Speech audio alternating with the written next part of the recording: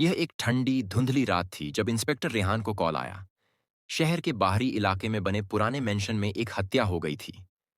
पीड़ित, एक अमीर बिजनेसमैन कमरान मलिक, अपने अध्ययन कक्ष में मृत पाया गया। सीने में चाकू घोंपा गया था। न जबरन घुसपैठ के कोई निशान थे, न कोई हथियार, और अजीब बात यह थी कि उसके नीचे कालीन पर खून का कोई धब्बा नहीं था। रेहान घटनास्थल पर पहुंचा। उसकी तेज नजरें मंद रोशनी वाले कमरे को स्कैन करने लगीं। बटलर, एक बुजुर्ग आदमी, कांपते हाथों से बताने लगा कि मेंशन में हत्या के समय सिर्फ 3 लोग मौजूद थे। कमरान का छोटा भाई फैजान, उसकी पत्नी आलिना और उसका बिजनेस पार्टनर जावेद। इंस्पेक्टर ने उन्हें एक-एक कर पूछताछ के लिए बुलाया। फैजान घबराया हुआ लग रहा था। उसने कहा कि वह घटना के समय बगीचे में था। आलिना की आंखें रोने से सूजी हुई थीं। उसने बताया कि वह अपने कमरे में किताब पढ़ रही थी। जावेद गुस्से में था। उसने कहा कि हाल ही में कमरान ने बिजनेस में उसे धोखा दिया था, लेकिन उसने हत्या से इनकार किया। रेहान को कुछ अजीब लगा। पीड़ित की मेज के पीछे रखा पुराना एंटीक आईना टूट चुका था। उसने पास जाकर देखा तो टूटे हुए कांच के टुकड़े पर खून की एक छोटी बूंद पड़ी थी। हत्यारा यहीं था। फिर अचानक उसके दिमाग में एक ख्याल आया। शरीर के नीचे खून न होना, क्या कमरान की हत्या अध्ययन कक्ष में हुई ही नहीं?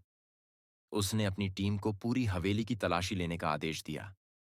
कुछ मिनटों बाद एक अधिकारी ने ऊपर के गेस्ट रूम से आवाज दी। वहां की कालीन हाल ही में साफ की गई थी, लेकिन यूवी लाइट में हल्के खून के धब्बे दिख रहे थे। रेहान हल्का सा मुस्कुराया। हत्या यहीं हुई थी। शव को बाद में यहां लाया गया।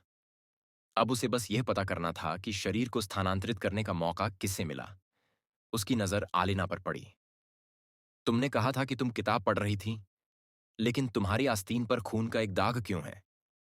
आलिना घबरा गई और पीछे हट गई। ये मेरा नहीं है, उसने विरोध किया। रेहान करीब आया।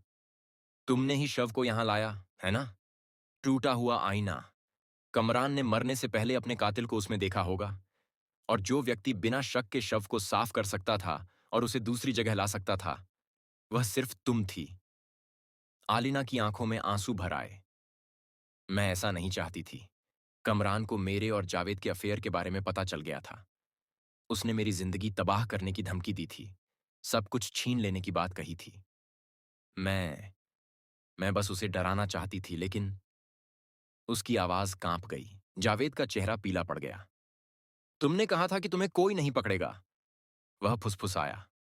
रेहान ने गहरी सांस ली। आईने ने सब देख लिया, आलिना। और अब